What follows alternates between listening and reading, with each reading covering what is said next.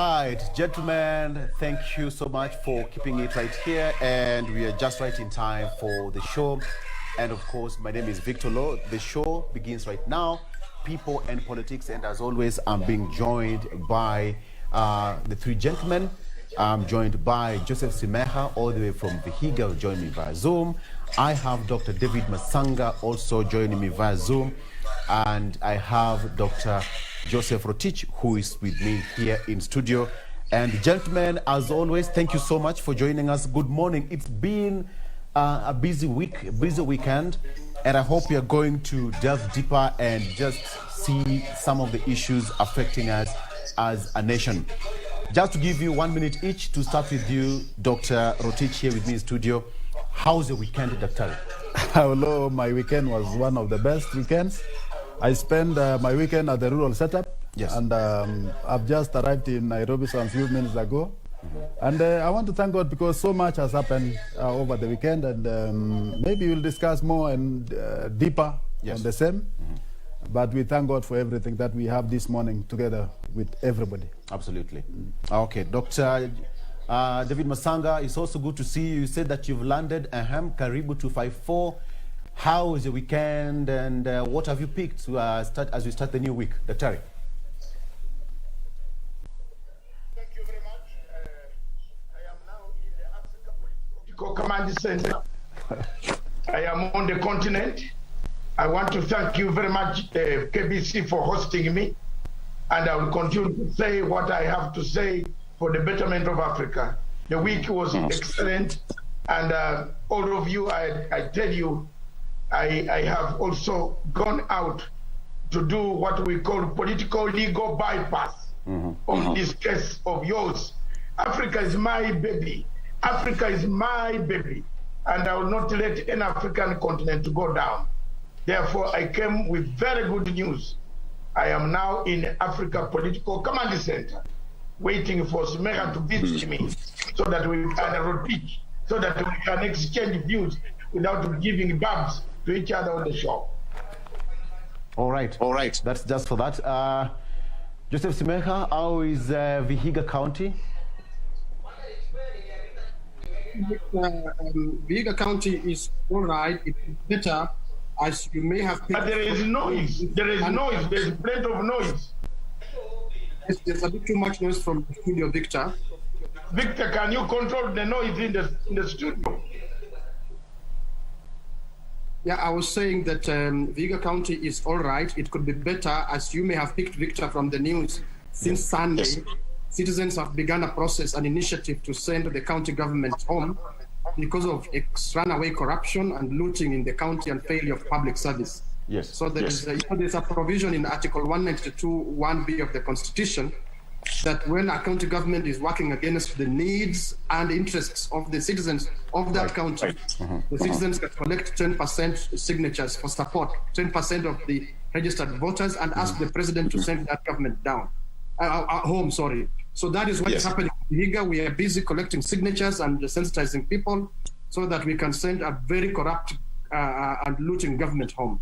That's why I'm in Vihiga, and I'm not leaving anytime soon. You have confirmed the longevity of your stay in Vihiga. We will fish you out there, Simekha. We will fish you out there. But we wish you all the best. I told you. Yes, Dr. I told you that, Simekha, you see, for me, I've studied anthropology. And the way people look, the way people, the study of how people operate. I know Simekha for a long time. I know what he does. I am the only one on this show who knows who he is. So I knew he was plotting something. That is where I knew, I told you, that why is he still in the village? He was plotting mass participation. He was up to something, but all believe that he is up to something good, and corruption is something that has to be uprooted in the country and must be fought by each and everyone. So, gentlemen, thank you for sticking around. It's always a pleasure having you. A lot happened over the weekend. Let me just start with you, Dr. Joseph Rotich, with me here. The coronation of Speaker Justin Muturi happened over the weekend, and for a number of days, things happened. You know, there were certain rules that he had to adhere with as as part of the process to be coronated as the Speaker and as the spokesman of the Mount Kenya region. But as it stands, it's not so much in order for the Speaker. What do you think is going to happen next, Dr. Rotich? I think, Oloo, I saw it when it was done. Yes. Because some members of parliament even asked during his absence where could the Speaker. I think it was a member of parliament from the Tiat. Yes. Campaign, who actually inquired as to whereabouts of the Speaker of the National Assembly. And the Speaker actually was seated by then, Mr. He said that the man is safe that he's somewhere being. He said he's somewhere. He never actually exposed what was there. But what we saw, Oloo, you see our political making process and politicians are actually in the ups in arms, because when you saw Muturi being you said coronated. Yes. I think it is a sign that he's up in arms to contest for the 2022 presidential bid.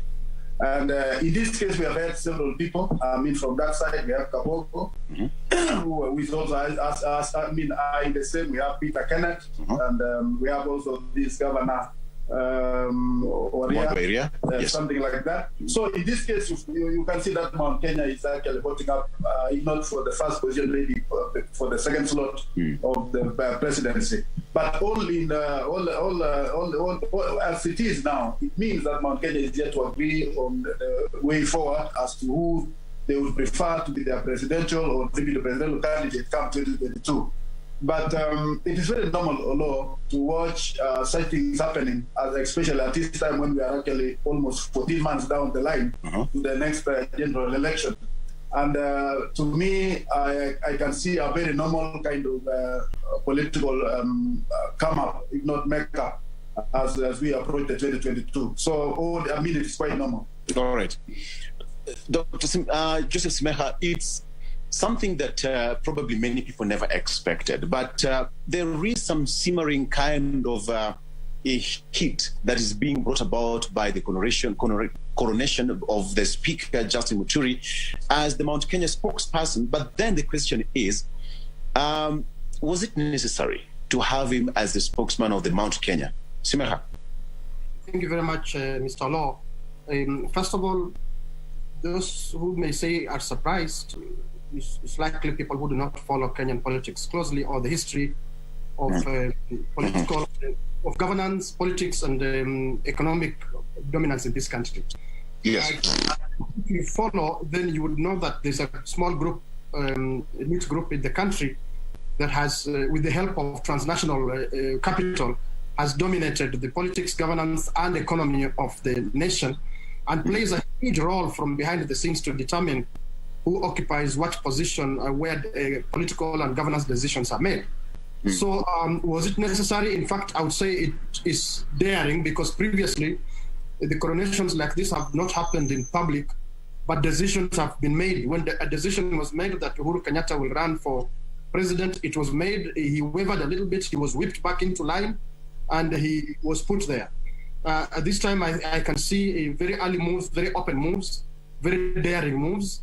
And I dare say that for those who have opposed, rubbished, and ridiculed BBI, look at those signs, because I think BBI was a signal, still remains an opportunity for people who have dominated the governance, leadership, and economics of this country, and those who have been excluded, to somewhat have a negotiated way out to make an attempt at building an inclusive nation.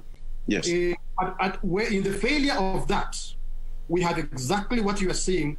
Each region, each group, each interest group, each stakeholder decides, okay, it's everything for ourselves. We will organize ourselves, and then we will go for what we want. That, I think it's important to put it in that context, and for people to evaluate what is going on in the context of management of power, both political and economic, in this country.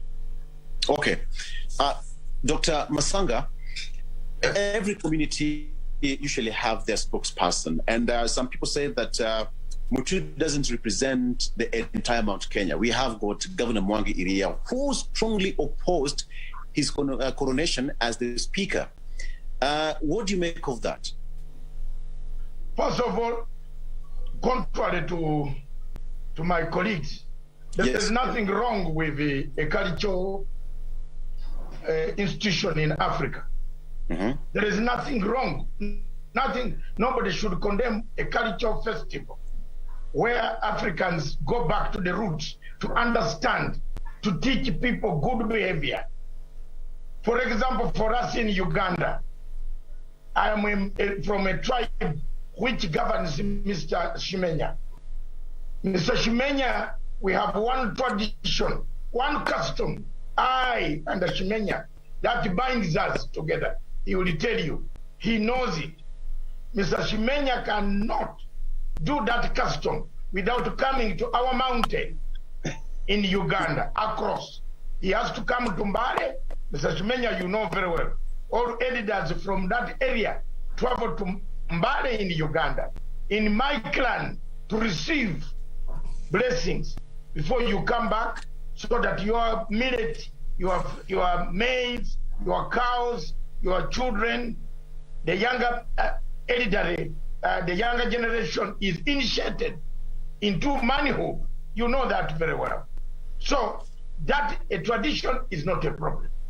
But it could become a problem, and I agree with Simekha on this. BBI is very necessary here now. If you see a state fragmenting itself into political kingpins, then you must be very worried person that if political kingpins, if it's done for politics, there is a danger. Two, I don't know why Simekha missed this point and Rotich. The worst thing that has happened to Kenya is to have governors originating from their own counties. You actually imported tribalism straight to your doorsteps. If you are talking of uniting Kenya, you have Oparanya, he is from Maragori. Or, for example, you have Joho, Swahili. You have Nanok, Turkana. You have Wangamati, Bukuso. You have Madago, Kalenjin. You have, look at the, you see, that is what the Constitution, I thought Kenyans would look. I've been crying about this thing since 2011, when I looked at that Constitution, which says the governors will be elected from their own backyard. Look at the type of tribalism, nepotism, cronyism that the governors. This morning, Simekha has been in Vihiga trying to clean up the mess of cronyism, because the governor there has, my friend Otichiro is a very good friend of mine, but there are claims that he has employed even the nearest person is from their place, his place, cronyism. So Kenya must wake up.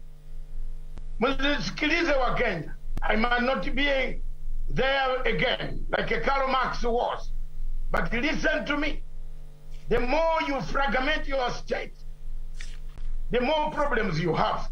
You might not be able to drill the oil from Turkana to cross it over to Mombasa, because the Turkana Nanok will say we need our percentage.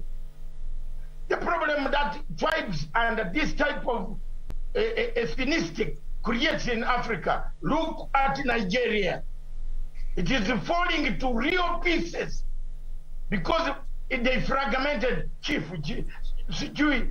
Oloo, Chief Dedes, Chief that, Chief that. Now you see Nigeria is going down. Hashtag Double P. With me in studio still is Dr. Joseph Rotich with me here, and as well as Dr. David Matsanga, as well joined me via Zoom, and Joseph Simekha, all the way from Vihiga. Gentlemen, we are still continuing with the discussion, but one thing I must ask Simekha before we go to the next thing is that, Simekha, the other day you were seen talking tough about Governor Rotich. Yes. What is happening in Vihiga County for the interest of the public?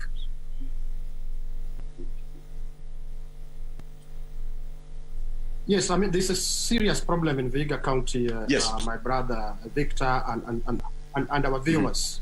And it's a problem of the failure of governance, where there is basically a breakdown of governance. And this is acknowledged in a report, a formal report of the County Assembly of Vihiga, which says that the governor has lost charge and is asking the governor to take charge because he's basically lost charge. And the manifestation of losing charge is that there is runaway corruption, excessive plunder. You have a cartel of 3 people from one family. And I'm saying this, I'm not saying on national television. One biological family. The chief officer finance, the county executive committee member finance, the liaison officer who runs the affairs of Vihiga County, from one family, and those are the people Rotich uses to purportedly run the county. So it's in a mess, and unfortunately, because of the assembly, the incompetence in the county assembly, and also most members of the county assembly falling for incentive. Basically, they are tenderpreneurs. They run after the executive to get tenders. It's public knowledge. So I say what I know that I'm prepared to be held accountable for. So because of that, there's a complete breakdown in offering public services. I'll give you one example. Healthcare workers have not been paid for 20 months. 20 months. We have documented 25 court cases. He has defied court orders. And these cases have financial implications on the county in excess of 1.something billion Kenya shillings because of the failure of governance in Vihiga County. So this is why we are just following the law constitution and saying that we invoke Article 192, 1B to petition the President of the Republic to suspend the county government of Vihiga so that Wananchi can have another chance to put in place a government that can have them, or even just have in place a temporary committee to run affairs of the county until the next elections. So before I let you go, are we seeing another impeachment motion coming up soon? Themselves, because that when you petition the president for suspension of a county government, it is the executive led by the governor and the executive committee and the county assembly, the speaker, deputy, and MCAs who are sent away. The rest of the public service remains, but those ones are sent away, executive and county assembly members on half salary. Then they might as well go the route you are suggesting, impeach yesterday, so that they can have a chance to redeem their ways and perhaps work with the deputy governor, hoping that he's up to the task. Okay, let me ask you, Joseph, here in studio, is devolution failing to this particular point? I think, although devolution has proven beyond any reasonable doubt that it is a successful venture, but you see, we cannot overemphasize isolated issues to mean that is what's happening in most of the county governments. We have had success stories in most of the county governments, and the few hiccups that we are witnessing in what my brother Joseph is actually alluding. I think the head of state will not just come today and say that we lock down, or rather we suspend a county government that is running without proper investigation to have been done by reputable organization or agencies. And also, what is the report of the Office of the Auditor General as per what the allegations which have been made? It is through such kind of substantive evidence that you can actually call for such kind of stopping or rather suspending the county government's operations. So I believe the best route to follow is to have a proper investigation through a reputable or a recognized organization, and the Office of the Auditor General get involved. That the reports of all these bodies actually will keep an informed position of what's actually happening in the county government. But Simekha otherwise, when I look at my brother, but Simekha says that the governor has not responded to any court summons, over 25 of them, if I get it right, and money running into billions of shillings cannot be accounted for. I think it is only in a failed state that such things are happening, Mr. Oloo. When you say the governor, who is the governor? I mean, when it comes to the law of the land. Right. I mean, we are all law-abiding citizens. He took an oath to protect. And the same constitution that is, we could be actually, we should be protecting. So in this case, I disagree totally that the county, the government becomes helpless against somebody who defies the court orders. When will that ever happen? So in this case, I've heard of course, there are cases where all court orders have been defied, refused. Yes. But in this case, I don't think that is what the governor has done. And if he has done, there is a law that should really catch up with him. All right. Okay, Dr. Matsanga, you talked about Vihiga County should not be in a rush to impeach the governor. Is that your position still? You've heard what Simekha has just talked about, the allegations. I have just seen Simekha's report. He has sent it to me. Some of the allegations are very gross violation of the entire system. But there is one thing I want to advise Mr. Simekha. One, timing. Everything in political science you must do when there is timing. The timing now you are calling for the removal of the government of Vihiga. No president can agree. You know that. That one, think again. Nobody is going to agree. Yes, impeachment, if you have, if the MCs want to save themselves, they can do like what they did in Wanjir, where you impeach a governor. Agree with the Senate at all, and I'm sure that in your country, Kenya, will quash that. A patient has died because diesel.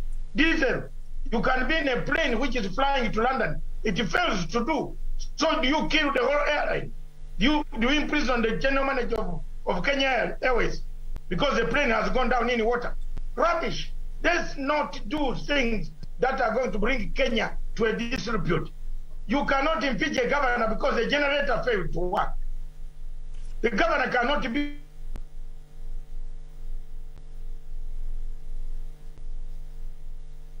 We know this is happening in most of the hospitals today. How many governors would be impeached? How many? How many times would we impeach Mr. Mutahi Kagwe because the Kenyatta National Hospital does not work? We could have impeached him 1 million times because of the patients dying there. So some of the reasons that my friends like Simekha are bringing out could be a mockery of the same system. Having said that, I agree with Simekha again on the one side, and then I look at what can be done. Devolution, and I've said, Simekha will agree with me, he did governance. Devolution can never work without evolution. Those two go hand in hand. Okay. You can't run one of them faster than the other. Mm-hmm. You must evolve. So many people are coming to terms to know now that evolution is our thing. At the beginning, we rushed so many things that we found the doctors in Vihiga not being paid. That is part of the evolution system. You should have already arranged how you pay your doctors. So the whole exercise of devolution started going wrong. And I'm happy it's going right now. When we fail to evolve. Now, lastly, on Otachiro, I always die with my friends. Mm-hmm. And I don't know which court orders he has said he has failed. Which one has he failed to? The court has ordered Otachiro to appear, and he has failed to appear. Okay. Up to this point, I think we can only wait and see how this is going to pan out, because according to Simekha, if the MCAs want to redeem the image of the county assembly and the county in general, then they'll have to go the impeachment way. And of course, We'll be here in the couple of days or weeks to come to just monitor how this is going to pan out. We still have you, Simekha. So you're the best person to give us all the details coming up. All right. So, gentlemen, let's just shift gears briefly and talk about the new Martha of them all. We have got the new Chief Justice, Martha Koome, who's now taken the mantle of that arm of the government. And many people have just lauded her for bringing a different kind of style of administration in that, in the judiciary. Now, just an example, yesterday during her official, when she was just taking that official seat in the judiciary, something unusual happened. She did not have her wig, that the traditional wig that we are all used to. Let me start with you, Simekha. How is it going to be different moving forward now that that traditional wig was missing? And even in that process, she was the master of ceremony in that event. Instead, it's always to be the bosses always, are being, there's another MC at that event. Yes, thank you, Mr. Oloo. I think yes. time will tell. If you remember, Dr. William Mutunga came with a bang. He landed with a bang, and he did some tremendous things in the judiciary. But yes. he was also assigned the blame for 1, 2, 3 of the largest disappointments to emerge from the Supreme Court of the Republic of Kenya by many people.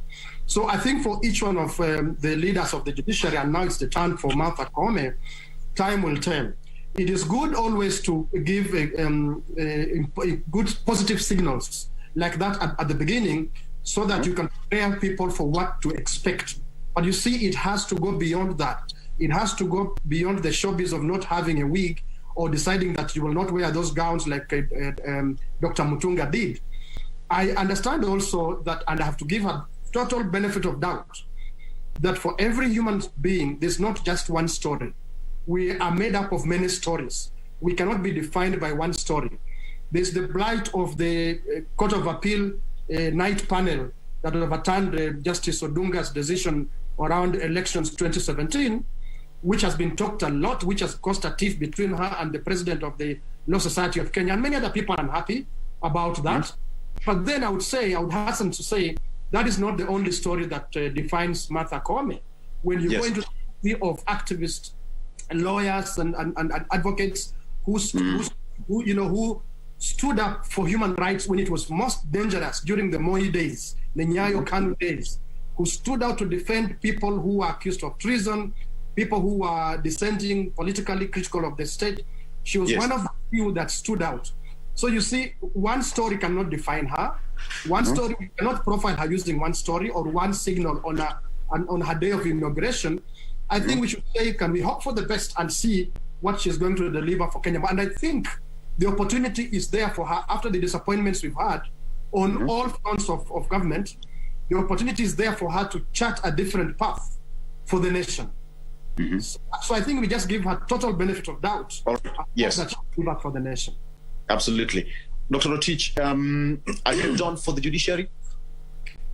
I think what I saw yesterday, during the whole ceremony, the way the way I looked at it, yes, the person in power or the person who was empowered in the name of Koome, our Chief Justice, yes, looks she's a very intelligent lady, a very intelligent lady. She talks soberly but very firm on the law. And she touched a number of things when she was, during her maiden speech. She touched almost every part of where we have failed as a country. That she will stand for the constitution of the land. She will stand to protect the justice for all. And one thing that I admired most is when she recognized and appreciated the many chief justices that we have had in this country, especially the retired, and having the latest retiree in the person of Maraka, yes, giving him the chance to speak. And during her casual talk, you could see you men are very balanced, very intelligent, And for the future, I can see the future is actually bright for this country because she appears very, very sober. She appears very balanced in her approach. And you cannot easily tell when she's annoyed and when she's happy, but she was a charming Chief Justice. Yes. I mean, I was so much touched by her appearance, her talk. You see, even her appearance talks a lot. I mean, it speaks volumes in her approach to the congregation who sat to, I mean, who were in the meeting. Yes. And when Maraga actually stood to speak, and she said, the law we have, you must, the power of the law, I mean, the power of the Constitution has its constraints. That was a touching word that I actually got from his speech, that yes, as much as you have power given by the Constitution, but the same power goes with the constraints. It has limitations. That is, as he was speaking. So to me, and then what actually spoke, she said, I will be with you. Yani, as much as she is now the Chief Justice of the Republic of Kenya, she is still considering a total cooperation with the former Chief Justices. Yes. And to me, this was very encouraging words that she will not be working in isolation, she will be working in consultation, and even by also thanking those people who are elevated from to the Court of Appeal, and those people who are elevated to the court, I mean, the Supreme Court and the rest. To me, Oloo, I mean, I have a very, we have a very promising future as Kenyans through the Chief Justice, Martha Koome. Dr. Matsanga, perhaps she is coming into the judiciary with a lot of stuff in her plate. One of them is the backlog of cases, and of course, just to what she said, that the institution, she referred it as a parking lot of graft and corruption. Perhaps this is going to be her biggest headache as she starts her job as the CJ. Dr. Matsanga. Thank you very much, Victor and my fellow panelists. Yes. I am a very impressed man, and I'm a vindicated man today. You know very well, Victor, many years back, I was the danger man on Maraga. I never liked Maraga, and I will never like him, whether here or in the Commonwealth. As long as the Maraga's name appears in the Commonwealth, I will always work to make sure that I am not happy with. They can appoint him anything. But I'm one of those who was hammering this court every day. Why? I am a victim, but I will not go into those details.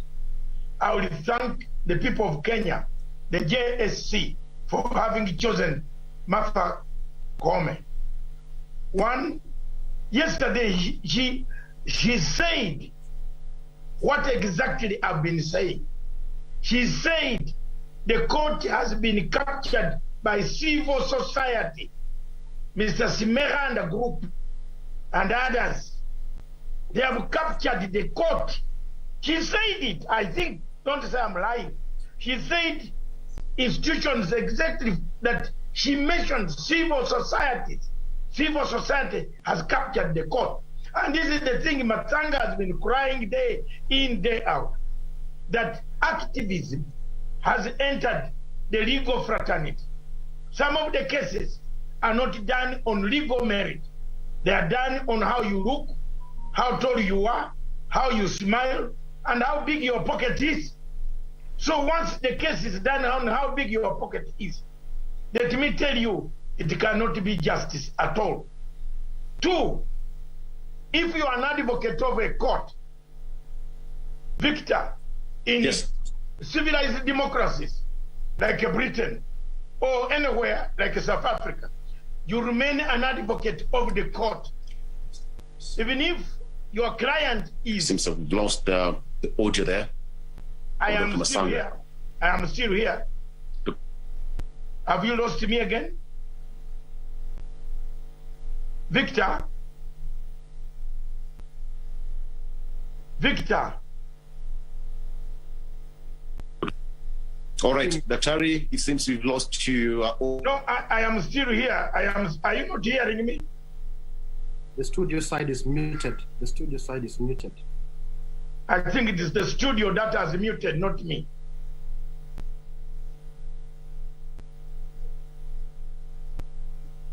Hello, Victor? About, and he's just alluding to what Justice Martha Koome talked about. The state, the judiciary has been captured by the civil society and other, and other people around the corridors of power. But the question here is that how is she going to tackle cases of corruption and graft? Are we going to see heads rolling in the judiciary moving forward?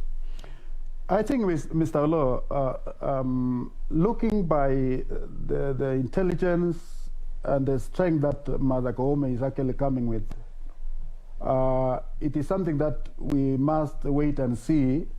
But the success of our judiciary depends entirely on the cooperation of the whole body of the judiciary. It will not be only from Martha Koome as such, but as a leader, if she will lead to the judiciary to successful end, I think it will be the most important thing. But one thing that we must, that's a fact, Mr. Oloo, is that the success of every organ of the government depends entirely on the operations of every part of it.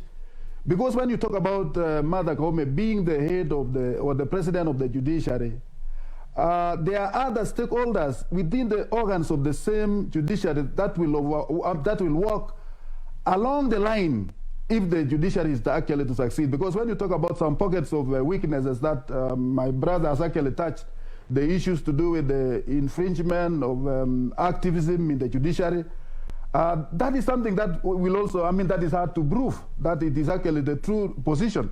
And I think this one became so painful, especially when the 5 pen charges actually passed against the PPI, stop the PPI. I think that has become even more so than ever, because some of them were referred to as activists. But in my position, Victor, I cannot stand to witness that there are activists or non-activists in the judiciary. It is for the judiciary to determine who they are.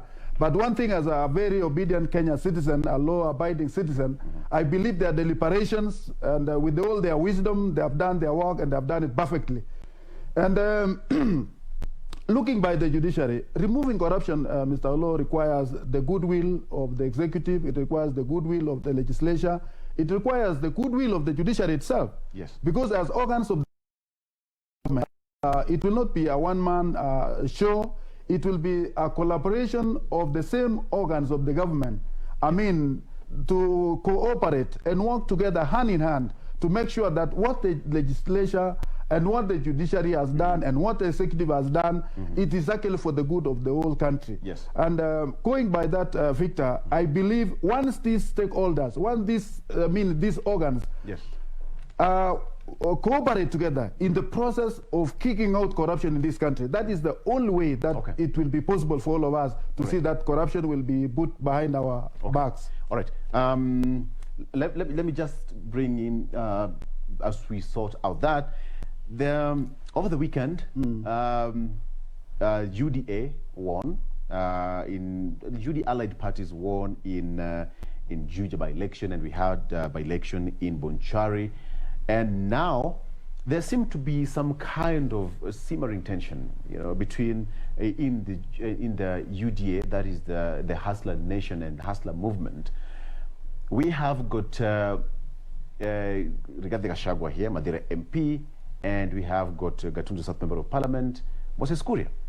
So how is Deputy President William Ruto going to balance all this to make sure that the party remains intact even as they head towards Kiamba by-election, which is just a few weeks away? To me, Victor, I'm not seeing that as a disagreement, sort of, because you saw what happened actually in Juja. Yes. And what we are expecting in Kiamba, and what has done in other places like the MCA who won. So in this case, in a growing democracy like this one of ours, of course you cannot miss to have such dissenting voices or disagreements. But these are disagreements that they disagree to agree. Yes. And what I'm seeing actually in UDA, I think they are properly united. And you see leadership. Because if you have a party that is always yes or no, I mean, having a leadership that rules out the thinking of the rest. I mean, these are leaders who have not stopped to think. They are thinking. Yes. And in this case, what I'm witnessing is that after the Kuria winning in Juja, I think she was equally feeling that she can also do the same in Kiamba, which of course a fact that was humbled by his own brothers. Look at this, the UDA is our main party, and and you see, I mean, UDA could not, feel in the competition in Juja, or rather a competitor in Chuja, because you see, Chuja was perceived to be the home of the president. Yes. Because president himself, actually, His Excellency the President, actually was a very strong supporter of the former Waititu, and he had in his own mind that we can reward the family by actually giving the wife, which actually was never to be, because it was actually a sympathy vote to let them finish their term. Yes. And in any case, that was, even if it was me, Oloo, yes, I would have thought that way, that let the Waititu family finish their job, and then maybe others will contest after 2022 because of the unfortunate thing that happened in that area. Maybe, but in this case, I don't see a simmering difference in UDA. What I'm only seeing is a these are democratic minds actually bringing on board together. And of course, after their discussion, Mr. Kuria, Honorable Kuria, actually removed his candidate in Kiamba, which is actually an indication that all is well with UDA. Yes. Let me quote what Moses Kuria, Gatundu South MP, said. He said that whereas PEP is driven by ordinary men and women, mostly the youth and sister party, our sister party, UDA, is largely driven by my colleagues, the incumbent MPs who I respect a lot. So, according to Moses Kuria, the PEP party is driven by people, the hustlers, while the UDA is driven by the MPs. What does this tell you? I think that actually reflects, I don't know, I don't want to agree with Kuria's mind. Yes. But what he's saying, or rather trying to insinuate, if that was his saying, is that this party is driven by very small of the smallest. I mean people at the grassroots. But you see, that has been also the policy and the approach of the UDA. UDA has been saying that when you talk about the hustlers, you are not talking about the hustlers by referring to MPs. You are talking to hustlers by referring to everybody, inclusive of the border man, inclusive of those who are actually at the lowest ebb of our society.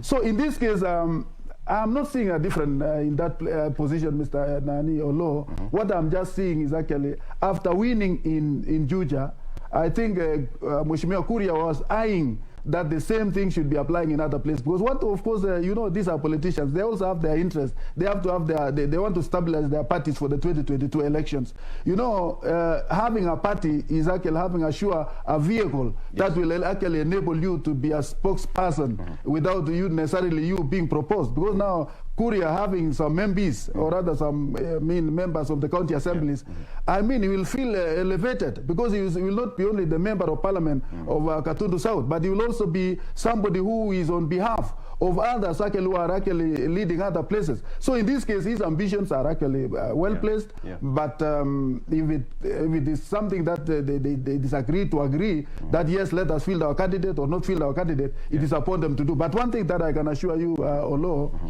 UDA looks very stable in its movement. Okay, let me just ask you this one.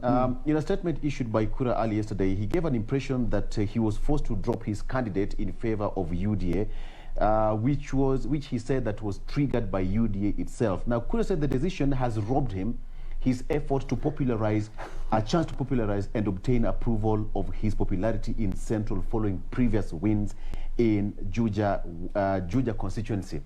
Now, the question is, therefore, is that is Moses Kuria trying to withdraw, but not so fully?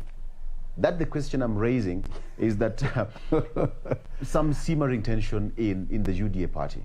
I think, let me tell you, Oloo, if you talk about Moses Kuria's party, Yes. I think what Moses Kuria is doing is actually popularizing himself along the UDA. UDA is a party that is associated with His Excellency the Deputy President. Right. And His Excellency, the Deputy President actually has a huge following. So what Moses Kuria actually is trying to do in this situation is that he's trying to carry along this baby party and popularize using the name of the UDA. Because the reason why the party actually won in Chuja is because the people who actually campaign are people like Angata, people like, all the members that are actually strong supporters of His Excellency, the Deputy President. And going by that, what Moses Kuria is actually doing is that, so you mean I can win? And if I can go alone, can I make it? And if I have to go, it is actually, Moses Kuria is a man who is actually very intelligent. He wants to use the UDA as a party which is popular to popularize, his own small party. And that is actually the indication of what, not that he was forced, he was humbled. Yeah. Okay.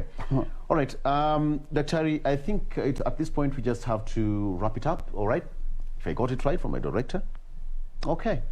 So we have just to bring this debate to a close. At this particular point, I need to thank Dr. David Matsanga, who joined us via Zoom. We had Joseph Rotich also joining us via Zoom from Vihiga, and of course, you here in studio to help us dissect some of these matters affecting us at this particular hour. And of course, you as the viewer for always giving us your valuable company. My name is Victor Oloo. Thank you for your time. Let's do this again tomorrow. Bye-bye for now.